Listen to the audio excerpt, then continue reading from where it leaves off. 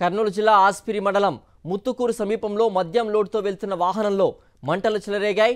Engine నుంచి మంటలు రావడంతో వాహనం పూర్తిగా దగ్ధమైంది.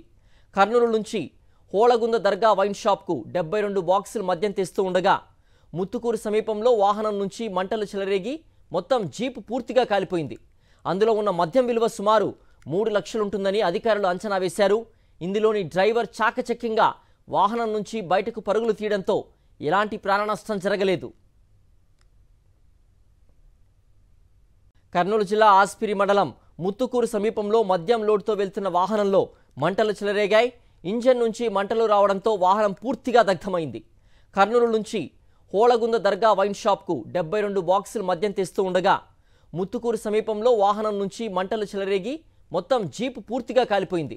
అందులో ఉన్న మద్యం విలువ సుమారు 3 లక్షలుంటుందని అధికారులు అంచనా వేశారు.